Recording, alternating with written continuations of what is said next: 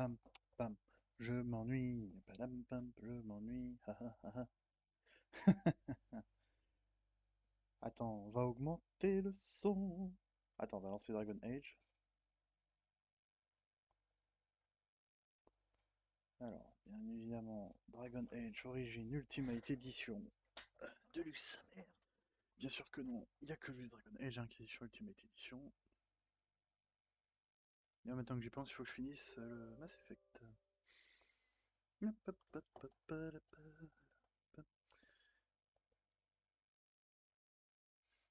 Alors oui, le timer sera toujours à 5 minutes, hein, parce que j'aime bien. Ça me laisse un peu de temps. En fait, surtout d'installer les plugins. C'est un peu con. Je devrais peut-être mettre un petite musique. En mode pa, pa, la, pa, pa, pa. Non, mais non, elle est connue cette musique. Euh, les musiques pas connues sont celles qu'on a. Ah, attends. Les musiques pas connues sont pas forcément celles qui nous ont pas plu. On a toujours un péché mignon, un péché mignon, un péché mignon. Il y a des chansons mauvaises qu'on aime plus que tout. Elles provoquent des malaises. Mais nous, on danse surtout. Il y a des chansons qu'on adore, mais que personne d'autre aime. Ces chansons-là, nous les écoutons en secret. Moi j'aime bien Moustache de Twin Twin, même si personne n'aime. Les mecs disent que c'est une copie de Papa Outé, c'est pas logique. Mais c'est pas grave, rythme équivalent. Rythme équivalent. Bah attends, la plupart des chansons, hein, on se met pas. Ah, attendez, faut aussi que je teste sur Twitch. De toute façon, là, il n'y a pas le son du bureau, donc... hop, chaîne.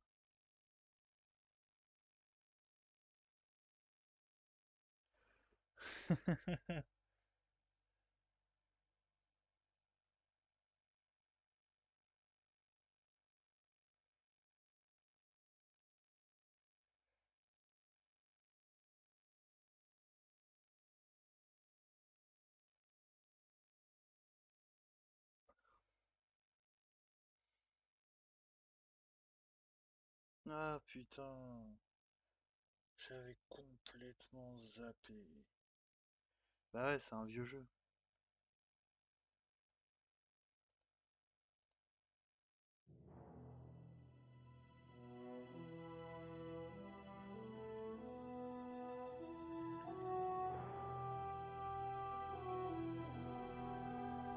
Ah merde, attends, faut que je coupe le son. Merde, attends, faut que je coupe le son.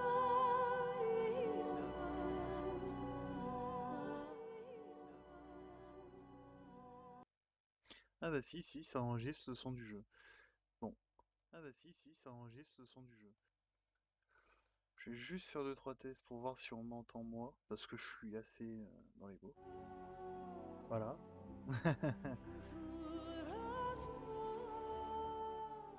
Ah.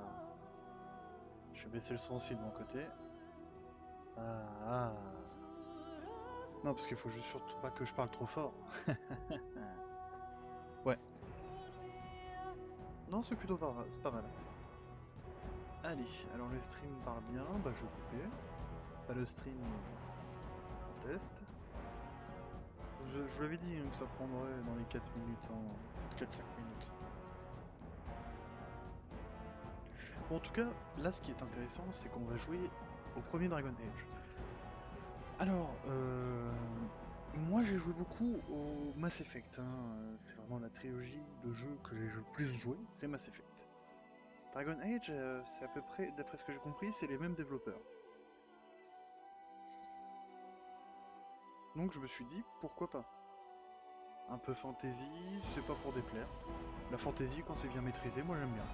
Après, la fantasy de base où le héros est super gentil, il sauve tout le monde est content. Ouais, non, merci, non, mais non. Faut faire des choix cartésiens. Personne. Voilà. Donc, je vais en profiter pour lancer Dragon Age. Alors comme je l'ai dit, c'est un vieux jeu. Du coup, le système pour jouer au jeu est incroyable. Oh la vache, ça faisait longtemps que j'avais pas vu un système aussi unique. On dirait un peu des fenêtres de lancement de Windows XP, si vous voyez, parce que là vous voyez pas. Attendez, comment je fais je peux montrer. Euh, Ah attendez, on va faire le petit truc.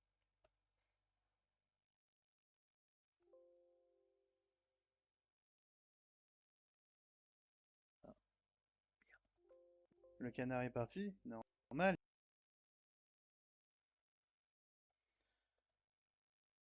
Mon live.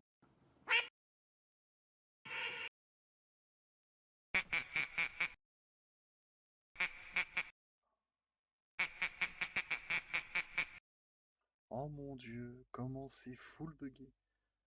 Alors, normalement, si je fais play et que ça lance en plein écran. Ah, j'aime bien ce style graphique. Oula, oula, oula, oula. Oh, oh putain. Ah, pas mal ça. Ok.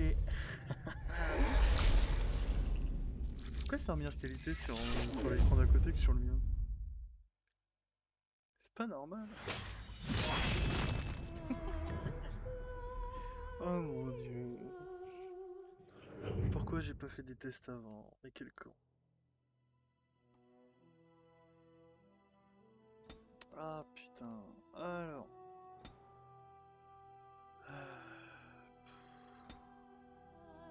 Le game. Spectateur. Tout le monde. Ah putain, il est en anglais. J'avais complètement zappé. Audio. Non, je suis sûr qu'il est en français, mais. Oh. Au pire, attendez. J'ai une idée.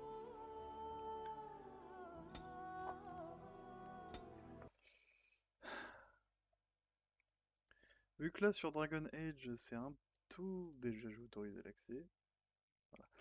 Vu que là sur Dragon Age je pensais que ça allait pouvoir se lancer tranquillement comme dans tous les autres jeux, mais j'ai fait une énorme erreur d'après ce que j'ai compris. On va passer, on va faire un live, on va faire un autre type de live. Alors je vais regarder qu'est-ce qui pourrait remplacer. Oh putain, Gorky 17. Oh mon dieu. Oh là là, dur, impossible à jouer. Ouais, ouais, ouais. Et la dernière fois que j'y ai joué, je suis resté bloqué à un endroit parce que en fait je savais pas où aller. Euh, Blackout Club, non, c'est à plusieurs. Les Dragon's Dogma. Ah, Dragon's Dogma c'est pas mal, mais ah, je me fais vite, je m'emmerde vite. Ah, peut-être parce qu'on met du temps à évoluer. Ouais, peut-être. Back 4 Blood, c'est en plusieurs. Contagion, j'en ai déjà fait une et j'ai pas envie d'en refaire pour l'instant. Flesh Eater, c'est un petit jeu à la con. Ça se détend bien. En plus, j'ai fini le jeu à 100%. Enfin, non, d'après ce qu'ils me disent, non. Ah non, non, mais les trois ils sont cachés.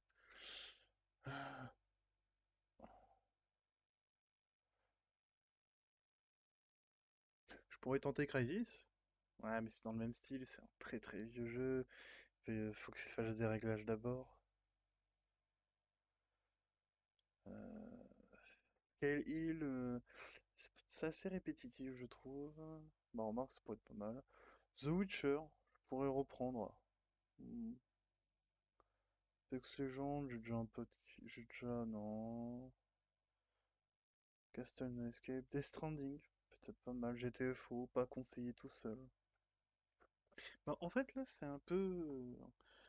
Vraiment, je suis désolé parce que déjà, premièrement, le truc est pas en français alors qu'il devrait. Donc, je vais faire en sorte de régler ce problème-là pour la prochaine fois. Mais là, je peux pas y jouer parce que y a rien qui. En fait, c'était un peu un live, comment dire, un peu sauvage. Je voulais lancer un jeu, me dire allez go, et puis c'est bon. Le problème, c'est que pour les vieux jeux comme ça, il faut se préparer un minimum. Et j'y avais pas pensé.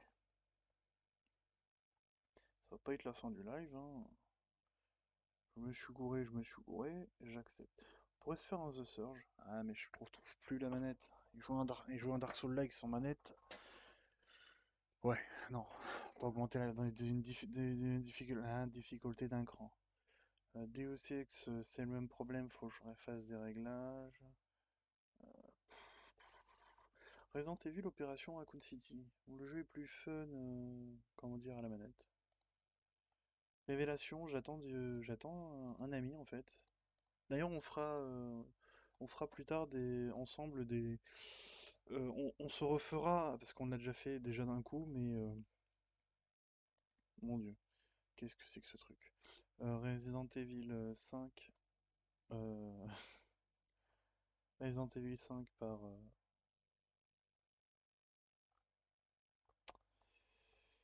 bah, Resident Evil 5 en fait, difficulté max. Je pourrais me tenter un petit Resident Evil 4, mais oh là là.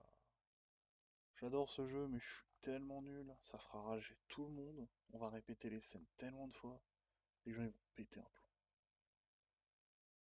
plomb. Surtout quand même qui dit. Surtout que Resident Evil 4, parce que on va parler un peu, mais parlons bien, c'est que ce truc comment dire, sert débile en fait. C'est le jeu qui a séparé, je crois, d'après ce que j'ai compris, c'est le jeu qui a séparé une grande partie des fans. Le 4, bah parce que justement on est dans le même style horreur, mais un peu plus classique. Mais bon. Zombie Army Trilogy, il faut que je trouve quelqu'un avec qui jouer, hein, parce que ça c'est vraiment. C'est un jeu, je peux pas jouer tout seul. En fait, j'ai énormément de jeux de zombies, parce que comme je vous l'ai dit, j'adore les jeux de zombies. Mais honnêtement, ouais, il y a aussi.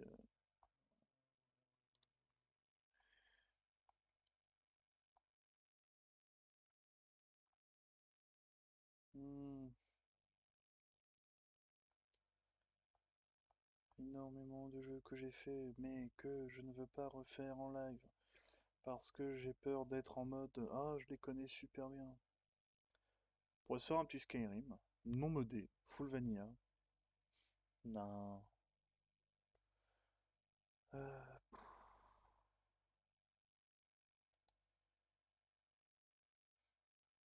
Metal Gear Survive. Hmm. Ah mais attendez, je suis con. On va aussi regarder mes jeux épiques.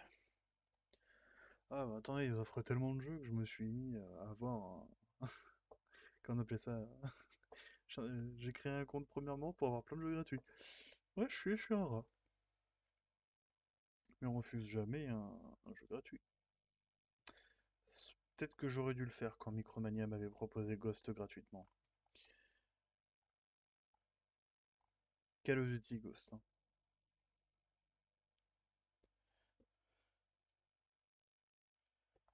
Alors,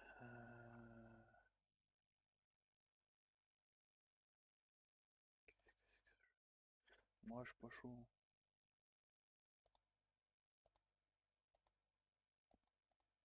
Euh, Alors, dans les bibliothèques, qu'est-ce qu'on peut se faire? On peut se faire un petit Tyrannie. Jamais joué, mais ouais, on va se faire un marathon Tyrannie. Allez, c'est officiel. Ça aurait dû être un Dragon's Dogma, mais non, un Dragon's Age. Il y a beaucoup de dragons. Bon allez, bonjour pas. Attendez. Le canard est parti. Normal, il regarde mon live.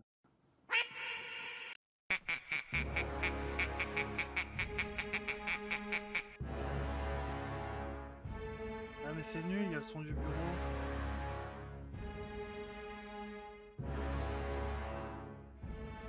Ah voilà. Téléphone est actuellement installé. Super. Ah. Ouh. Alors le jeu en français. Le son.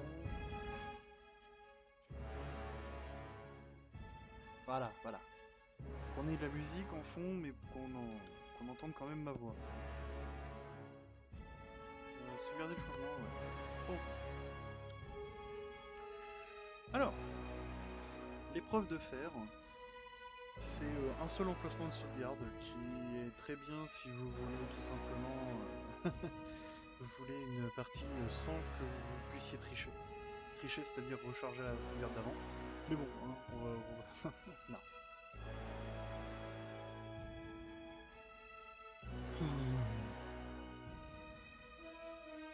Habitué au RPG isométrique comme Pyrex Sanity, un pièce de difficulté, pour poursuivre vous devez micro-gestion, optimisation des esthétiques via les objets, les sorts et les aptitudes. Une ligne plus avancée utilise fréquemment les aptitudes. Celui-là je vais le prendre, parce que celui-là non.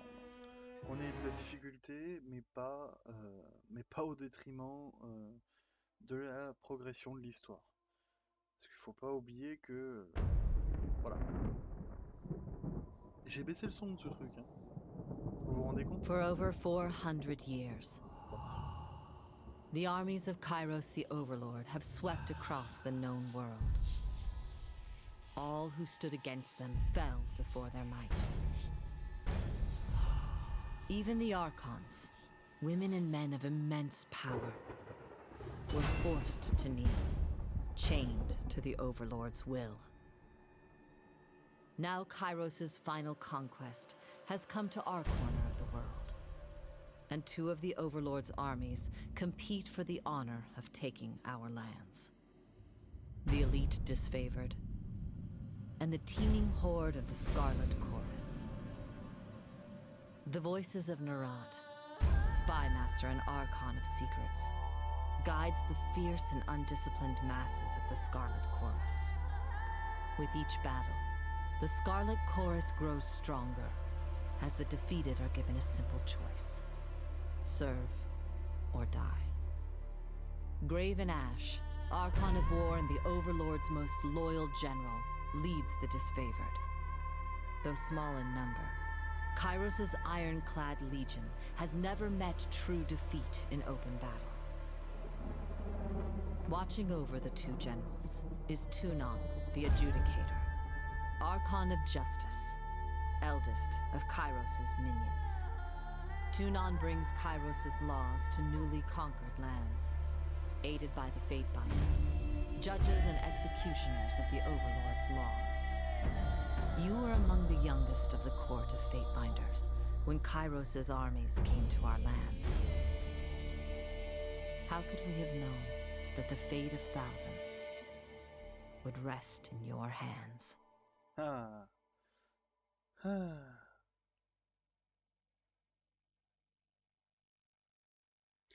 Alors, on va aller dans la création de personnages. Bon, alors ça va aller très rapidement, hein. Alors, soit petit, soit grand maigre, soit grand et musclé. Prendre un homme un peu, voilà, un peu plus foncé. Ouais, c'est plutôt pas mal. Alors, dans l'Empire du... Ah, pardon.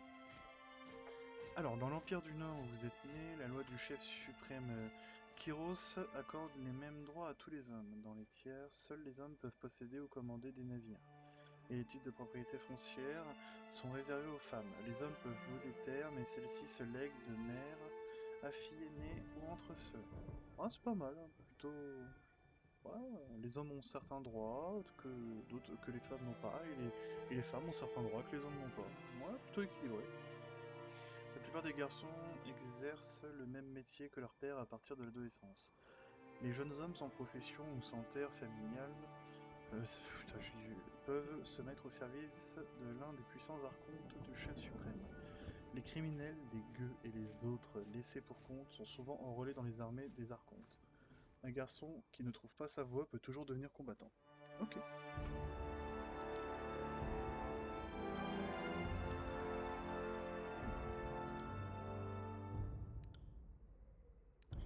On voit quand même que c'est, j'allais pas dire un monde, mais en tout cas une terre où la puissance absolue appartient à une nation. Enfin plutôt à un seul homme. Et que les différents généraux...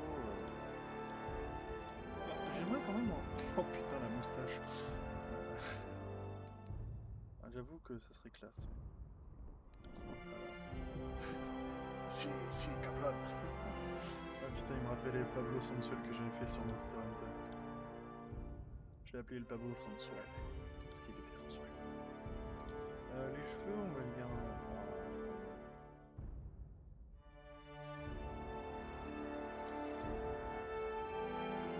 Ouais... Quiet down. I got it. See that? J'ai vraiment... Attendez, on peut pas... Ah putain, attendez, on verra ça après. Bah moi je suis quelqu'un de plus... On va plutôt choisir l'agressif.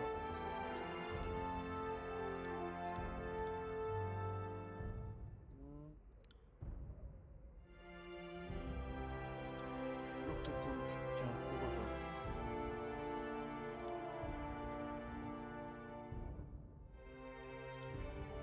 Alors j'aime bien la couleur orange, mais ça marchera pas. Ici c'est pas mal. Le poulpe sanglant. Hop, couleur des cheveux mort, c'est pas mal. Non, là c'est ridicule. Oui. Alors le portrait, on va choisir. C'est plutôt rudimentaire hein, comme personnalisation, mais pas mal, pas mal. À l'ancienne. Alors, si on peut, on choisira un combattant aguerri. Mais je préférerais énormément si on pouvait choisir quelqu'un qui attaque derrière les lignes ennemies. Dans les RPG, c'est plutôt mon style de jeu, puisqu'il permet justement de faire des erreurs. Ouais, je vais prendre lui, c'est pas mal. Mamama.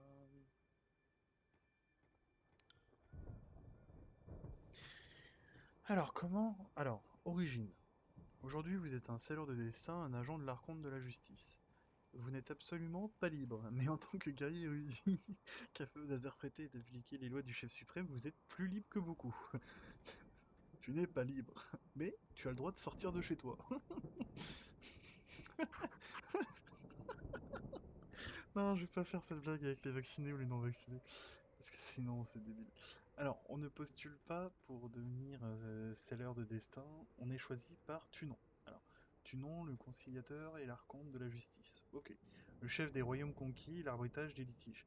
Aîné des archontes, chargé de la conquête des tiers, Tunon s'exprime au nom de Kyros et dissimule sa véritable apparence derrière un masque de fer, le visage du jugement. Hein, pardon. Obsédé par la justice et l'ordre, bien qu'il soit probablement rendable combattant, il ne quitte que rarement sa salle du trône, déléguant ses responsabilités à ses scelleurs du destin, qui assument à la fois ses fonctions de juge, juré et bourreau. C'est un peu le ministre de l'Intérieur, ce mec. Mais en utile. Alors, et tout refus est synonyme de mort. Ah, carrément! Les dizaines de royaumes du chef suprême arbitrent des millions de sujets. Comment vous êtes-vous démarqué dans cette masse grouillante et désespérée? Alors, on peut choisir, mais je ne vais pas tout lire. C'est mort. Alors, je vous le dis tout de suite, diplomate, c'est pas mon style. Noble descendant, pas mon style. Mage de guerre, c'est plutôt pas mal, comme je vous l'ai dit, j'aime bien attaquer en arrière. Mais non. Apprenti de la guilde, non. Hors la loi. Euh...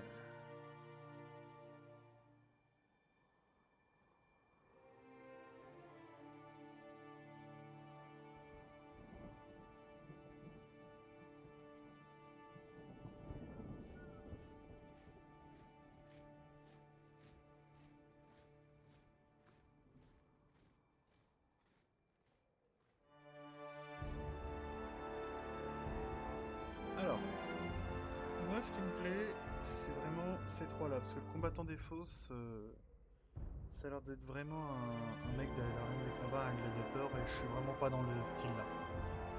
Attendez, il faut vite que je baisse le son. Euh...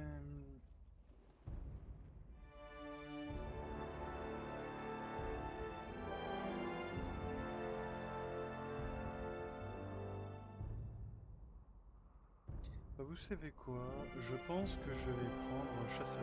C'est celui qui me fait de l'œil.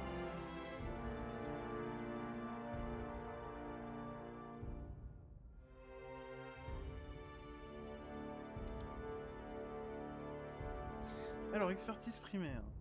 Sinon, vous avez été formé à l'art de la guerre, à l'intrigue de la magie, la subtilité inéluctable de la loi d'Otrulo. Dans tout l'Empire du Nord, l'éducation des seigneurs de destin est sans égale.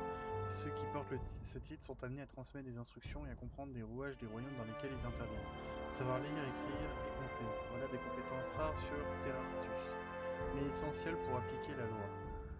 Les talents les plus subtils tels que l'éloquence et l'esprit tactique s'acquièrent auprès de Tunon au fil du temps et de l'expérience. Ok.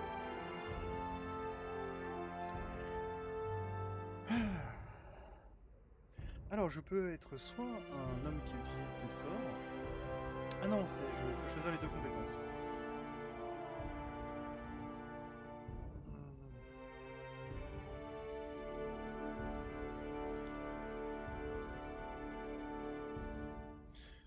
Oui, ça va mieux avec le chasseur, hein. Parce que chasser avec une épée, il faut vraiment être con. C'est possible, hein. Surtout quand si la bête ne se considère pas comme une proie mais comme un chasseur, c'est plus facile. Mais pour attaquer des proies, par exemple des lapins, le lapin va pas vous sauter dessus, hein. Faut que vous le chassiez. Alors, tir au cœur. Délai de réutilisation 20 secondes. Désolé, hein, pour le début. Oh merde, faut que je change. Attendez. Euh, non, en fait.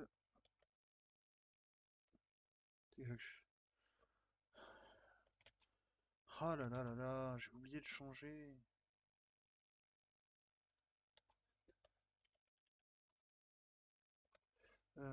Comment il s'appelle le jeu déjà?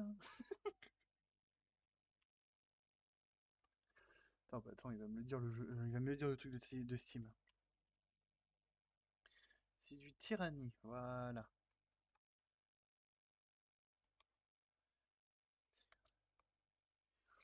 Ouf, oups, non en fait c'est du Tyrannie, voilà.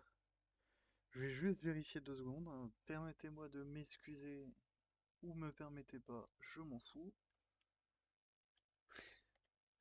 Ah là là là là.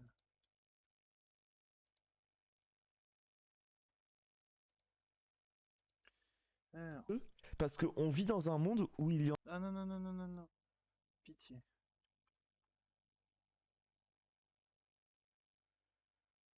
Merde.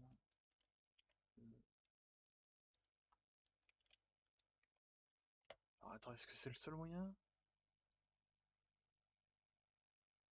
Non, c'est bon, le stream continue à bien marcher. Et non, en fait, c'est du Tyrannie. Parfait. Ah.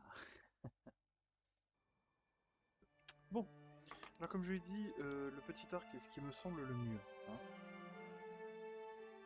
Tardez votre visée pour vous concentrer sur le cœur de la cible, augmente votre justesse pour cette attaque, tout en infligeant une saignée à la cible. D'utilisation... Ennemi contre esquive... Donc ouais... Autrement... Utilise les pieds aux ennemis et des attaques à distance qui est trop fort. C'est réussite.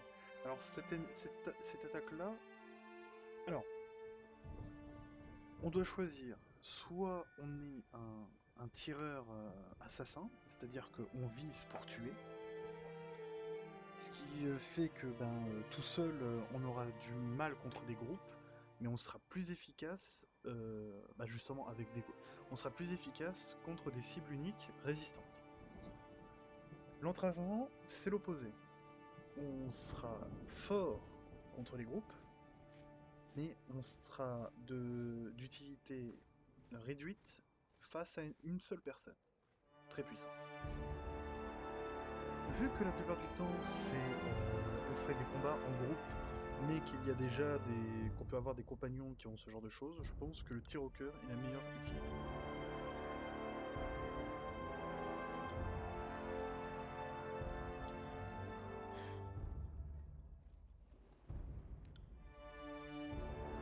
Ah oui, d'accord.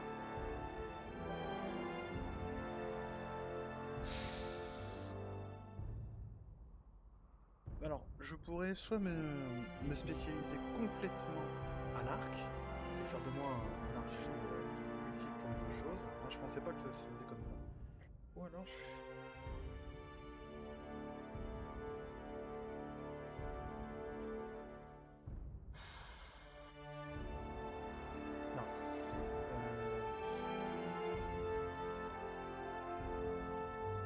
je peux faire soit double arc, soit attaquant en main nue, ce qui me permettra justement,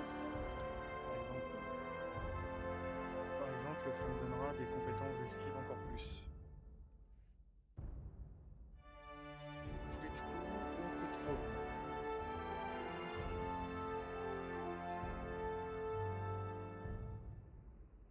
Coup de paume. Je pense que c'est le meilleur, parce que dans les deux cas... voilà. Bon, alors, bah nous on aimerait bien avoir un arc, si possible. Alors, les flèches, est-ce qu'il y a un arc? Non. L'arbalète est pas... Mais c'est un arc ça, c'est pas une arbalète, je suis trop con, il n'y a pas le...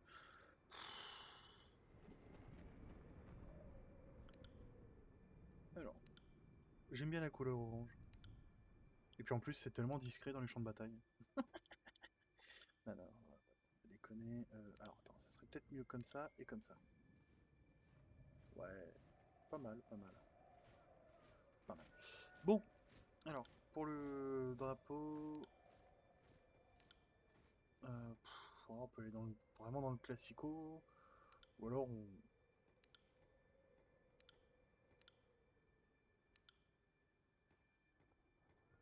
Ouais, je suis plutôt bien. Ouais. Ça me fait un peu penser à Saints Row. Le bannière du drapeau. Hein.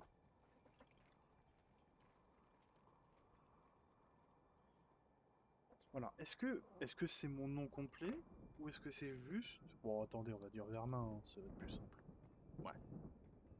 Petite majuscule quand même. Et voilà.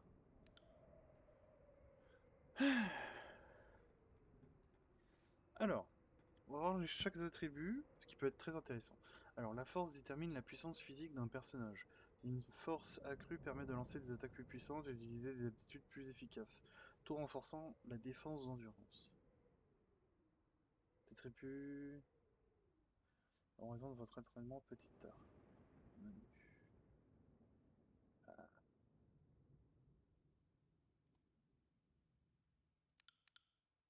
J'ai la finesse, c'est obligé. True Fitness détermine la précision physique et mentale d'un personnage et permet de déterminer la justesse des attaques et des sorts ainsi que d'accroître les chances pour que l'armure portée réduise le type de coup en transformant un critique en un coup ou un coup en écorchure par exemple. D'accord, il y a plusieurs systèmes. Alors la vitalité ce sera pas non. Alors détermine l'âge, que la capacité d'observer son événement. On accroît. Ah si. Ça c'est obligé. Résolution. Détermine que ça va supporter les épreuves physiques et mentales. Il s'agit utilisé pour définir les défenses d'endurance, la portée, la résolution s'accroît également la durée de votre personnage. Alors, non. On va mettre 14 en esprit et 14 en finesse. On va améliorer ce qui est fait pour les chasseurs. De l'esprit et de la finesse. On parle des chasseurs à l'arc, hein. Attention.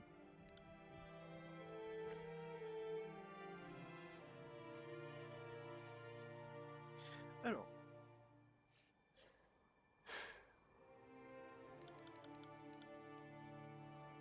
L'arc... combat à main nue, j'aimerais bien à 30. Le reste, on s'en fout.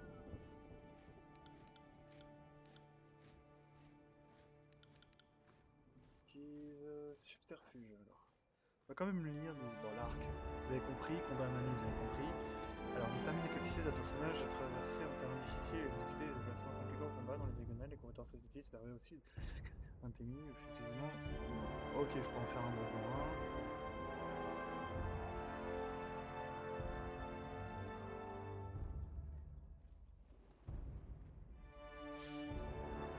Cette affaire termine les coups d'adversaire et passer des persos dans l'environnement où il se déplace.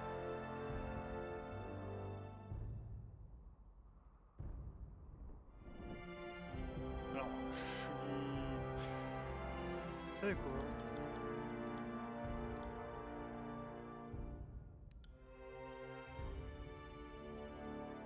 Comment voulez-vous continuer? Alors, si je côté pour participer à la contact des tiers de cryo, façon dont votre personnage est impliqué dans l'invasion, bénéficiera ainsi d'un contrôle maximal sur le général de la partie, et sur la façon dont les autres factions réagiront à votre personnage. Bah ouais, conquête. Ah, d'accord. Et t'améliorer la phase complète de la création du personnage. Oh bah non, bah non, bah non, on va pas... On veut faire tout le jeu, quoi.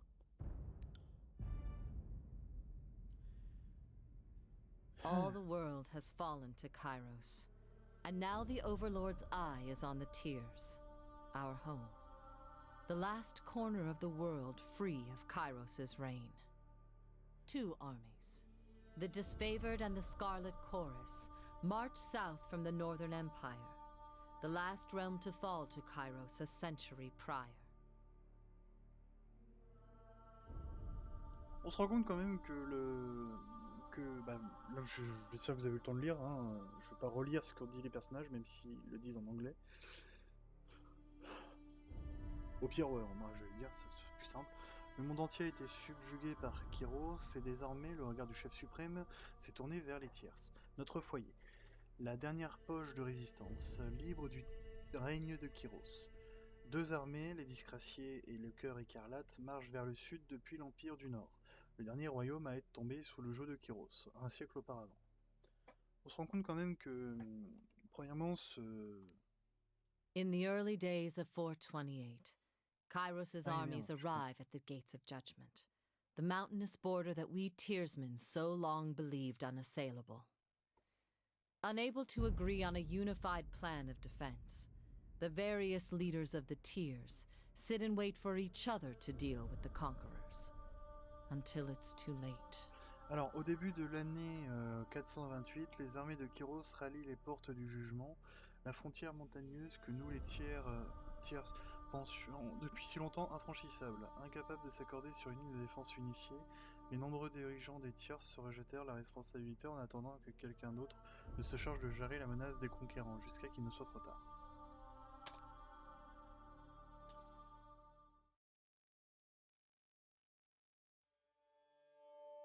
Ah, c'est cool. Alors en fait, on se rend compte que ben, le monde actuel, pour l'instant, on suppose qu'il n'y a qu'un seul continent. Ce continent a été envahi par Kyros, un, un homme assez énigmatique, mais d'une puissance monstrueuse. Je dis assez énigmatique parce qu'on n'a pas l'air de savoir ce qu'ils disent. Attendez.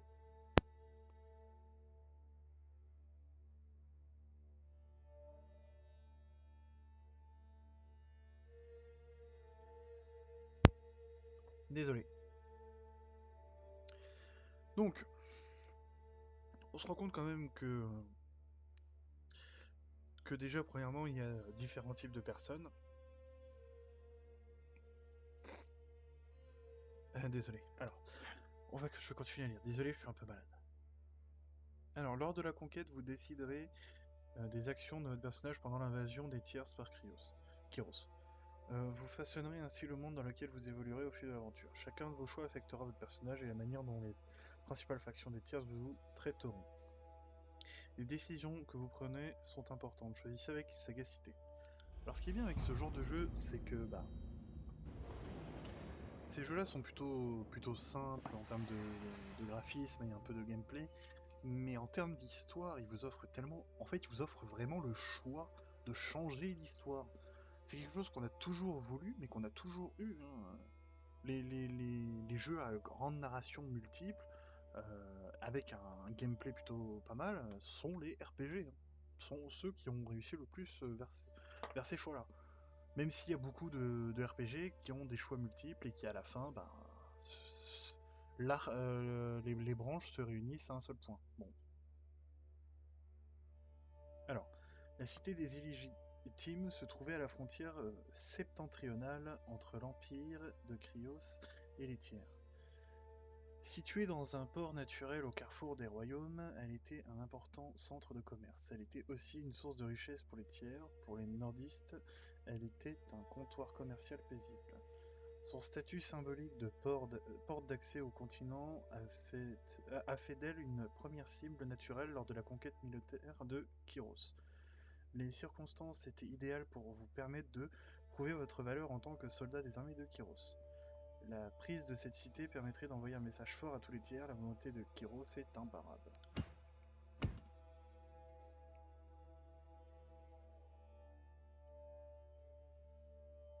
Je comprends pas ce que je dois faire.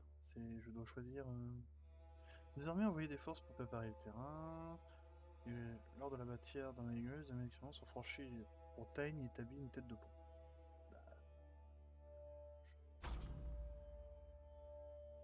Ils sont combattus au port du jugement, ce qui a marqué le point de départ de la conquête des tiers. Les deux armées, les disgraciés et le cœur écarlate, ont apporté le sens de l'ordre et du chaos qui les distingue à l'assaut. Vous avez combattu aux côtés des armées dont l'approche correspondait au mieux à vos points forts. D'accord, c'est des petits choix. Ah d'accord, j'ai compris. J'ai compris. Alors, soit je rejoins le cœur écarlate, d'après ce que j'ai compris, c'est une armée de mercenaires. Enfin, quand je dis mercenaires, c'est plus dans le style que il recrute aussi, il recrute euh, toute personne compétente qui savent se battre. Et si leur adversaire arrive à survivre, en tout cas à leurs assauts, et qu'ils ont prouvé leur valeur, soit ils rejoignent le cœur écarlate, ce qui fait que c'est plus une horde que un corps d'armée. Et dans le monde fantastique, hein, pour moi. Et je pense que cette faction-là est la plus puissante, mais la plus instable.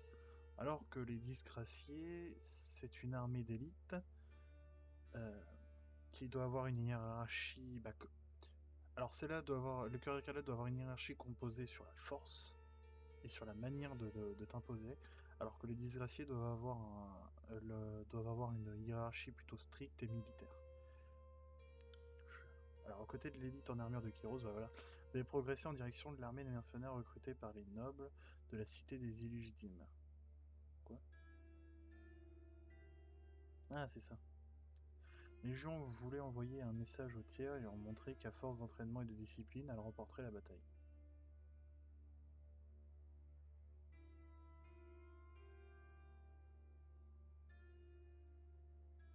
D'accord. Et si je fais ça, aux côtés des forces chaotiques du cœur écarlate, vous avez attaqué et flanqué l'armée de la cité des illégitimes, vous l'avez mis en route. Je suis pour les disgraciés. La cité des illégitimes n'a appris que trop tard qu'une armée se mérite et qu'elle ne s'achète en aucun cas. L'armée de mercenaires n'a pas tardé à se faire déborder par les disgraciés, dont les tactiques et la formation étaient supérieures. Ouais, ceux qui ont survécu à cette bataille ont été rassemblés, les faibles ont été exécutés, et les forts contraints à tirer les chariots de l'armée en direction du sud.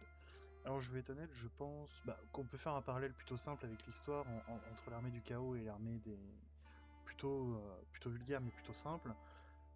On peut voir les cœurs du chaos comme les Gaulois et les disgraciés comme les Romains.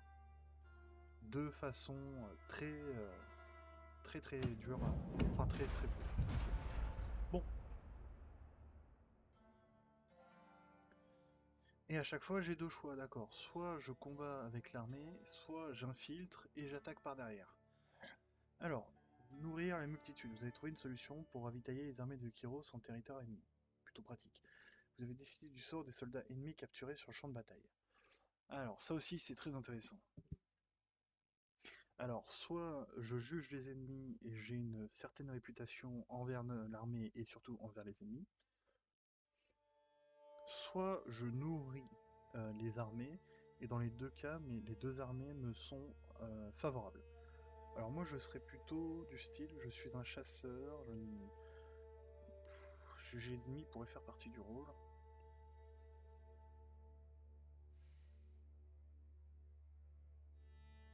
Vu que j'ai combattu quand même avec l'armée, après je peux annuler, hein. Les soldats des tiers sont tombés par centaines et les armées de Kyros n'ont pas réussi à s'entendre sur le sort des prisonniers. Naturellement, les commandants ont fait appel à vous pour sceller leur destin. Le nombre de prisonniers suffisait à soutenir le plan d'une seule armée. Enrôlez là, vous avez demandé aux prisonniers de choisir entre l'armée de Kyros ou la mort. Le cœur écarlate avait besoin de troupes supplémentaires pour son avant-garde et vos anciens ennemis feraient l'affaire. Les disgraciés avaient besoin d'esclaves pour transporter leur matériel, creuser des latrines et réchauffer leurs paillasses le soir venu. Oh mon dieu. Vous avez asservi les survivants aux nobles troupes de... Quoi? Un des derniers des grands généraux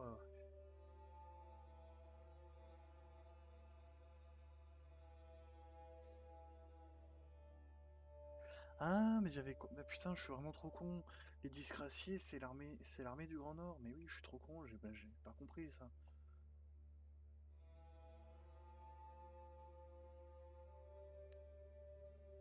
Hmm.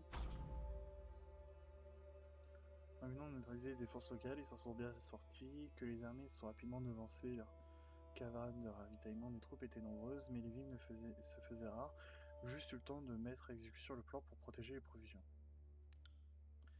Autoriser les troupes des disgraciés à confisquer les vivres et autres provisions des caravanes, des marchands, des siècles durant.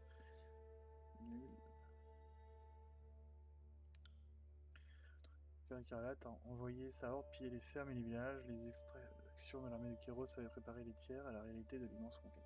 Non, je pense que... Alors, je serai toujours du côté des disgraciés, parce que c'est l'armée que je veux vraiment être. Le cœur, euh, le cœur écarlate ne m'intéresse pas du tout. Alors, soit on en fait des esclaves, soit on confisque. Hmm. Pour moi, la nourriture est vraiment l'une des possibilités de la guerre, alors que les prisonniers ne sont que optionnels. Après avoir pris par surprise les caravanes, les avoir attaqués et s'être assurés des jours de provisions, les disgraciés ont trouvé une réserve de marchandises derrière un caisson dissimulé. Ils ont confisqué les potions et les élisquirs destinés à des contacts secrets à la cité des illégitimes. Cette prise a permis aux disgraciés de disposer de prévisions pour leur armée pour l'année suivante et priver les défenseurs de la cité des illégitimes d'indispensables provisions pour le siège à venir. Prise de la cité des illégitimes. Les armées de Kyros se sont amassées autour de la cité des illégitimes, premier bastion des tiers à tomber. Les deux armées attendaient avec impatience de pouvoir déferler sur l'avant-poste, le cœur écarlate hurlant pour piller, et les disgraciés formant un mur de boucliers imparable. Vos prouesses leur avaient permis d'arriver jusque-là, mais il restait encore une étape avant la victoire totale. Les deux armées avaient imaginé des manœuvres pour prendre la cité des illégitimes. Laquelle avez-vous soutenue?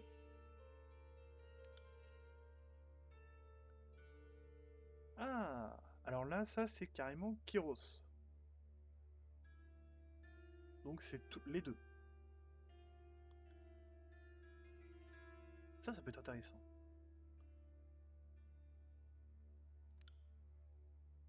Ah d'accord.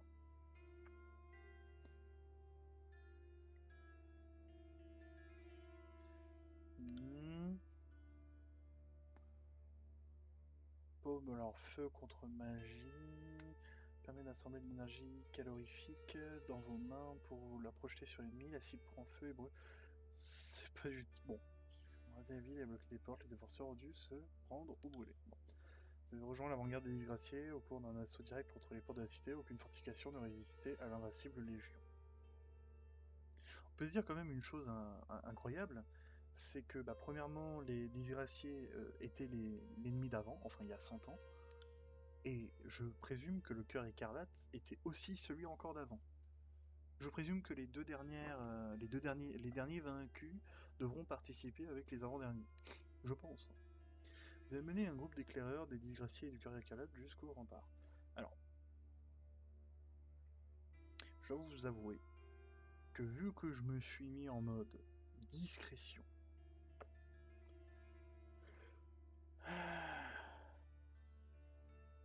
je pense que je vais faire ça. Malgré la difficulté à faire coopérer les deux armées, le désir de chacun de voir les défenses de la cité tomber ont permis à vos éclaireurs d'opérer de concert. Lorsque vos forces ont escaladé les remparts, des tactiques mêlées et de sauvagerie ont déséquilibré la garde de la cité qui a rapidement perdu le contrôle de ses défenses. Il a dû se rendre. Faute d'armes de siège et d'archers suffisants, la cité des illégitimes est rapidement tombée face à la toute-puissance de Kyros.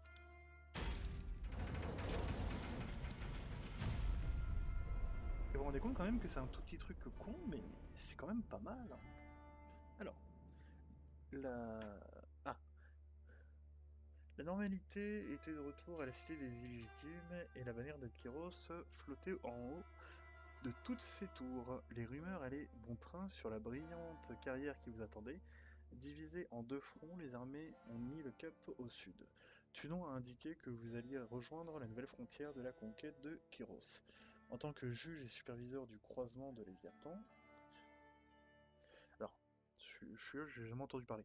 Bâti dans l'ombre d'une intersection des anciens remparts au cœur du royaume, du refuge, le croisement de l'Étian est un comptoir commercial en pleine expansion. Les rivières voisines sont riches en minerais de fer, mais la population locale ne maîtrise pas les techniques nécessaires pour faire fondre et forger le métal. Au cours des années qui auront suivi la conquête des tiers par Kyros, la population du croisement de l'Étian a accueilli énormément de réfugiés, contraints à fuir leur pays, détruits grâce à la présence des artisans de la forge et à leur garde. Cette colonie temporaire est alors devenue vitale pour ravitailler les armées de Kyros en équipement de fer. Intéressant. Alors,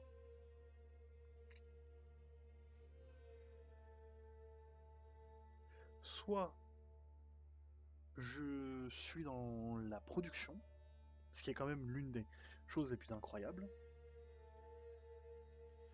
soit je vais dans les troupes montagneuses, protéger en attendant l'heure, leurs voisins, assister des victimes tombées,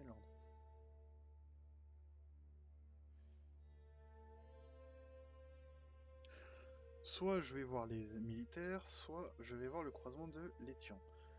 Je pense que une bonne préparation vaut mieux qu'une bonne avancée.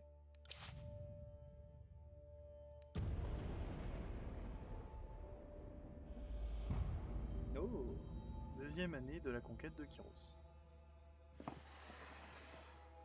J'adore ce petit effet. C'est tout con, mais ça marche. Alors, il y a des années, l'Étian, l'audacieuse, a fondé une petite ville marchande. Ancien rempart, un pacte conclu entre les colons et une compagnie de mercenaires indiquait que les caravanes pouvaient s'y rendre sans crainte d'être la cible des bandits et des fléaux, et la ville a connu un modeste essor.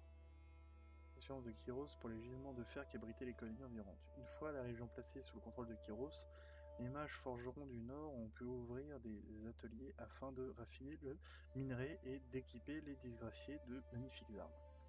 L'archonte des secrets a mis fin au soutien des mercenaires moyennant un généreux pot de vin. Quoi? Ah oui. Et l'archonte des secrets, c'est Cœur écarlate. Et fait main basse sur les croisements sans effusion de sang. Tunon vous a demandé de rejoindre les forces de Kyros pour rétablir l'ordre dans la région. Pas une bonne chose, ça. Ah, je comprends pourquoi il me demandait conquête, parce que c'est en 4 étapes. Alors, désolé, hein, c'est surtout de la lecture, mais c'est le début. Le début, ça, c'est toujours comme ça, hein. Faut bien expliquer le lore, bien expliquer l'endroit où on se trouve. Et calmez-vous, hein, parce que sinon je fais Pierre of Eternity ensuite, hein. Moi je dors pas, hein, rien à foutre. Alors, le culte de Cyrine. La puissance de l'archonte du champ a pris au piège l'esprit d'un soldat des disgraciés. Quoi?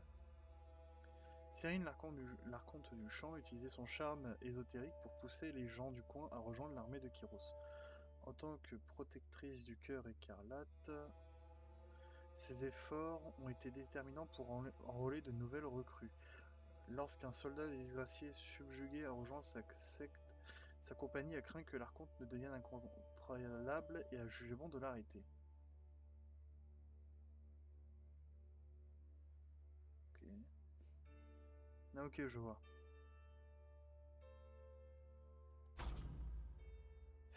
Ok, je vois. Le Starcount était très utile, était même extrêmement utile pour enrôler les personnes. Il passait une sorte de contrat ou de subjugation. Mais le problème, c'est que ça finit par devenir trop important. Il finissait par subjuguer même les hommes de l'armée de Kyros. Bon. Et le deuxième, c'est le fer de coulée. Les mages forgerons de Kyros ont travaillé jour et nuit pour fabriquer des armes. Personne n'a rechigné à la tâche, mais la production restait faible. Les plans échafaudés ont semé la discorde entre les disgraciés et le cœur écarlate. D'un côté, les combattants plus que les forges. D'un côté, les combattants plus que les forges avaient besoin de renforts. De l'autre, le redoutable arsenal de l'armée de Kyros devait être férocement protégé. Alors, le cœur écarlate avait accueilli des réfugiés qui ont été affectés de force à l'armée de Kyros. À votre retour, vous avez fait affecter ces réfugiés au transport des chariots de fer pour les mages forgerons. Cela n'a pas plu au cœur écarlate, qui comptait sur sa supériorité numérique pour s'imposer sur le champ de bataille. Vous avez enrôlé de force une tribu locale d'hommes bêtes. Leurs forces compensaient largement leur manque de discipline. Les discrétions ont émis des réserves sur le fait que ces sauvages aient accès au secret du fer, mais n'ont pas réussi à se faire entendre face au cœur écarlate. Et de ce côté-là, les discrétions justifient que l'archon du champ mette fin à ces pratiques de recrutement et demande à être autorisé à soumettre de force ses fidèles. La perte des soldats a porté un coup sérieux aux efforts de conscription du cœur écarlate. Confirmant la tradition du cœur écarlate, vous avez envoyé le dernier groupe de disciples sur les lignes de front de la campagne d'Apogée. Ceux qui ont survécu ont pu rester dans l'armée de Kyros. Leurs performances ont témoigné de l'efficacité de Cyril.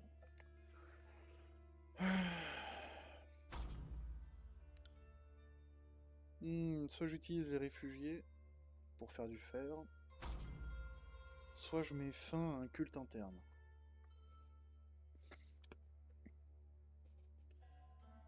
Honnêtement, le fer peut couler, ça peut attendre. Par contre, ça, c'est pas bon. Même si le cœur écarlate s'énerve, ça peut créer des dissensions au sein de l'armée et ça, c'est pas acceptable. Suite à votre décision, l'archon du champ a suffisamment pris congé, mais pas avant d'avoir exercé son charme ésotérique sur le dernier groupe de recrues. Les disgraciés ont insisté pour que sa secte soit dissoute comme prévu, traquant les innocents désorientés ou amnésiques. Ils ont mis à mort ceux qui n'ont pas réussi à rentrer dans le rang. Le cœur écarlate a eu bien du mal à s'y opposer, ce qui porte un coup sérieux à la force de son armée en termes numériques.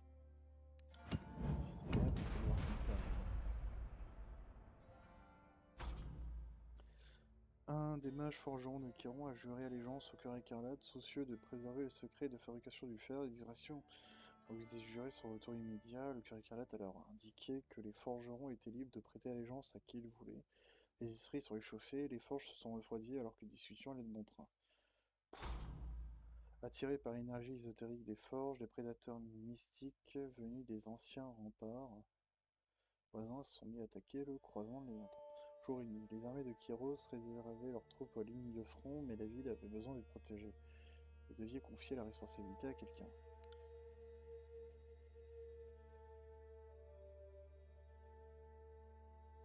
D'accord. Ça c'est intéressant que même au sein de l'Empire, il y a quand même des menaces anciennes. Ça serait mieux de le mettre dans ce sens-là. Parce que ancienne menace veut dire que la menace n'est plus possible. Alors qu'une menace ancienne, c'est une menace qui est là depuis longtemps. Le sens des mots peut être très très violent. Alors, je pense que dans les deux cas, ça m'arrange pas. Parce que ça, c'est juste une histoire d'un mec qui fait du forge, on s'en fout totalement. Et celle-là, c'est le plus important, mais c'est le plus dur.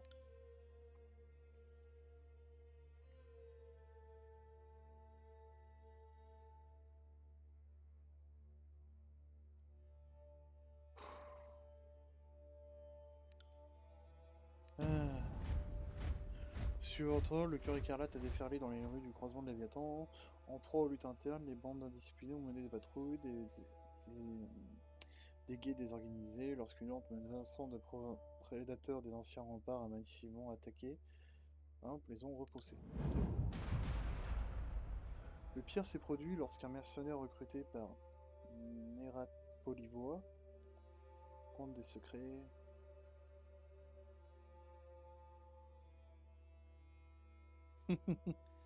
Ça c'est pas mal. Alors, n'oubliez pas que les archontes sont des êtres avec des pouvoirs supérieurs. Ce qui fait que les archontes, par exemple celui du champ, peut justement contrôler rien qu'avec son chant. Celui des secrets, c'est quelqu'un qui utilise son pouvoir pour justement maîtriser les secrets. C'est pas que pour le pouvoir, que pour ses pouvoirs personnels, que ses pouvoirs de son armée. Alors, les noms de la forge empêchant d'exercer cette fonction. Tunon a ordonné aux mercenaires de confier le contrôle de la ville à des serviteurs plus responsables de Kyros. Alors que les armées ont rejoint le front, seule une garnison symbolique a été autorisée à rester. Lorsque les tensions et les hostilités sont intensifiées entre les disgraciés et le cœur écarlate, Tunon a décrété qu'il valait mieux qu'une seule force contrôle le croisement. Totalement d'accord.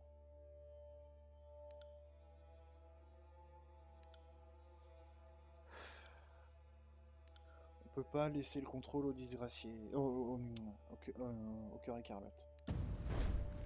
dirigeait une modeste garnison de colonies croisant les Léviathans. Ces forces démesurées par rapport à la petite taille de la colonie avaient pour principale mission d'assurer la défense des bâtiments de la Forge, dont les pièces métalliques d'équiper les troupes d'invasion des disgraciés.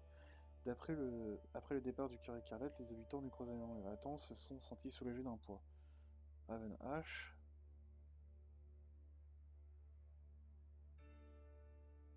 Ah oui, c'est le... C'est l'archonte lui aussi. Oui, c'est ça. Vous a adressé ses remerciements pour votre décision. Les artisans de la forge et leur précieux arsenal ne pouvaient pas tomber entre les mains de Nerat Polyvoix. Je suis totalement d'accord.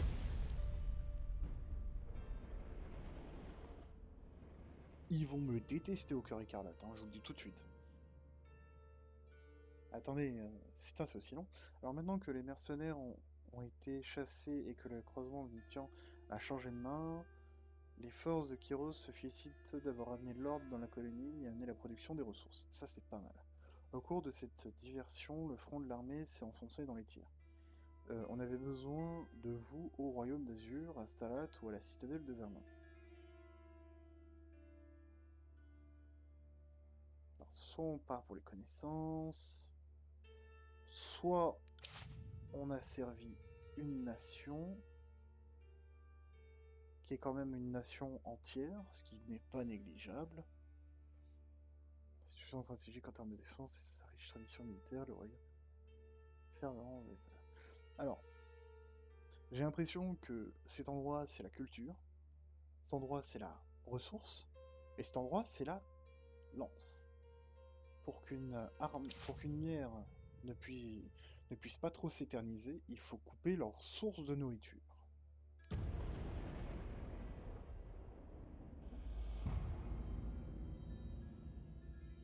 Si vous voulez qu'une guerre ne dure pas éternellement, empêchez-les d'avoir des moyens de se nourrir. Plus riche colonie des tiers se trouvait au cœur d'une plaine variante et fertile, voilà. Lorsque les disgraciés ont combattu les défenseurs d'Azur, le cœur écarlate s'est retrouvé face à des hommes bêtes prêts à tout pour protéger leur terre ancestrale. Pour sortir de l'impasse, Kyros a alors ordonné à l'archonte Kern, Kern est l'archonte de la pierre, maître de la terre, destructeur des montagnes et des cités. Il est également à la tête de la guilde des Trembleterres, bien que ceux-ci le considèrent davantage comme un objet d'étude que comme un enseignant. L'archonte a juré fidélité à Graven H et a apporté un soutien ésotérique à l'effort de guerre des disgraciés. D'accord. De forcer Azur à se soumettre, le colosse de pierre et de chair obéit et s'est rendu sur place, mais l'amener à le collaborer n'a pas été une mince affaire, même pour vous. Je vois.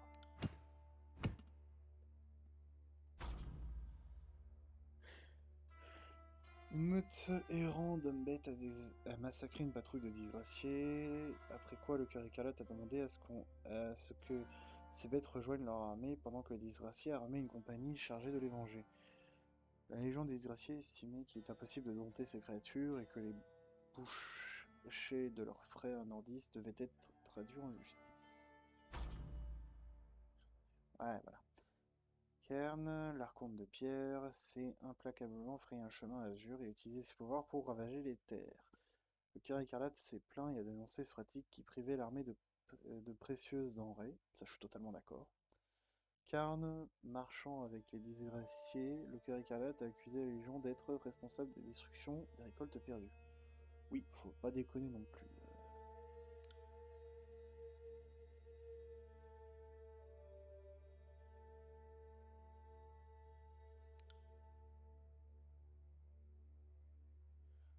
Karn, les Trembleterres des disgrâces d'utiliser leur magie pour redonner vie aux terres déravagées. Bah, je vais être honnête, là, Bon, tais-toi téléphone. Sur ce coup-là, je vais être d'accord avec le cœur écarlate. Le coup des hommes bêtes, on s'en fout. Là, c'est vraiment... Il faut redonner terre. Faut plus se fier. Quoi que ce soit, Kyros n'entendait pas régner sur un désert fertile. Le cœur écarlate a fait part de ses inquiétudes et vous avez pris son parti, allant jusqu'à solliciter l'aide des mages des disgraciés, bien que réfractaires à l'idée de devoir interrompre leurs recherches pour se concentrer sur l'agriculture. Les mages ont rejoint la garde et, chemin faisant, ils ont redonné vie aux terres. Attends, comment ça? Mais ils n'ont pas le droit de refuser. C'est... Oh, je suis le juge. Tu refuses pas le juge. Non, les hommes bêtes, c'était pas si intéressant que ça. Ouais, je sens que Cairn va être un emmerdeur. Alors, l'archonte de pierre a refusé de rejoindre le camp de guerre, privant Kyros de sa revendication sur Azur. Quoi? Seule une unité de soldats pouvait soumettre l'archonte renégat, mais aucune armée ne pouvait risquer sa vie et ses hommes pour le traquer. Quoi?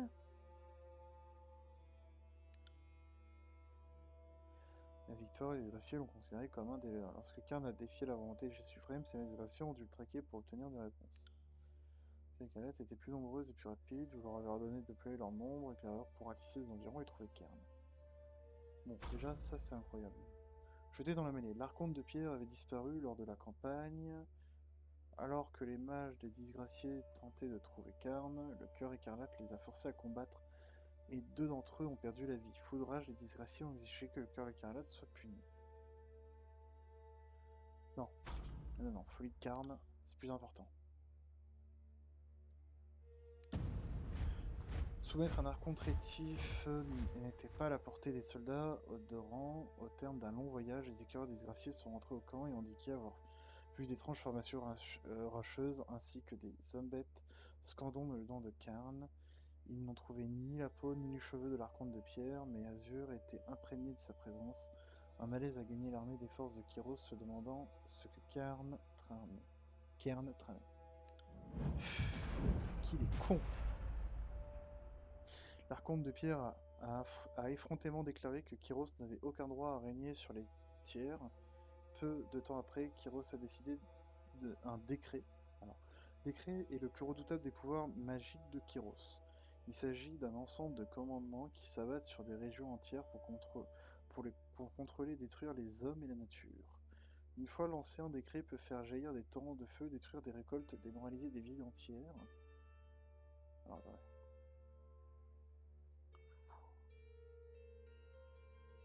Torrents de feu, démoraliser des villes entières, déclencher une nuit sans fin ou provoquer n'importe quelle autre catastrophe. Non mais attends, mais Kyros c'est un dieu en fait. Catastrophe toute ressortie de l'imagination de Kyros. Aucune force connue, magique ou non, ne peut résister à un décret, mais chacun d'eux est souvent formulé de manière à ce qu'il prenne fin si certaines conditions sont remplies. Certains décrets ne durent que quelques jours, tandis que d'autres peuvent persister pendant des siècles. Ah ouais! Les disgraciés ont été soulagés d'apprendre que le décret était imminent et que les commandants vous avaient demandé de rendre justice. Tunon vous a confié l'honneur de promulguer le décret de pierre de Kyros, un sort magique capable de détruire l'archonte. Se sentant condamné, Carin s'en est pris à la porte des plaines, la plus grande colonie humaine de la région. Vous avez été chargé d'envoyer des forces de Kyros mener une mission suicide pour mettre fin aux agissements de Cairn pendant que vous promulguiez le décret. Donc, c'est incroyable, peu importe la puissance que t'as, si Kyros dit dans une lettre, lui, il va crever, si tu lis, lui, il va crever, il crève. Pas mal.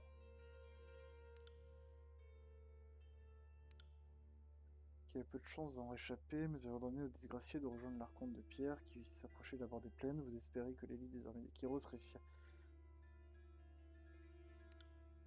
à nommer de Caricaral, qui permettra peut-être de retenir ses membres, retarder la marche de Cairn sur la porte des plaines. Vous espérez disposer suffisamment de temps pour lire le décret. Non, c'est les deux. Vous avez pensé que la seule manière de ralentir l'assaut de Cairn était de lui envoyer le gros des armées de Kyros. Vous avez joué gros. S'il était avéré que vous aviez tort, plus personne n'aurait été en mesure d'informer les autres archontes de votre échec. Mais vous avez ordonné aux forces des disgraciés et du Caricalote d'affronter l'archonte de guerre pendant que vous lisiez le décret du chef suprême. Oui. Toute la sagesse de la décision, vous n'avez pas renoncé pour autant. C'était la seule manière de mettre fin à la folie des suicides de l'archonte. Déchaîné, Cairn a décimé la phalange des disgraciés et a battu à plate couture les soldats du cœur écarlate. Cairn ayant jeté ses dévolus sur les armées, la porte des plaines n'a subi que très peu de dégâts. La petite balise d'espoir au milieu du carnage. Alors que vous lisiez le décret de pierre, la terre s'est ouverte sous le champ de bataille, faisant jaillir des rochers qui ont ravagé le paysage et des kilomètres à la ronde. Lorsque la terre s'est ouverte pour emporter Cairn, l'archonte ne lui a opposé aucune résistance.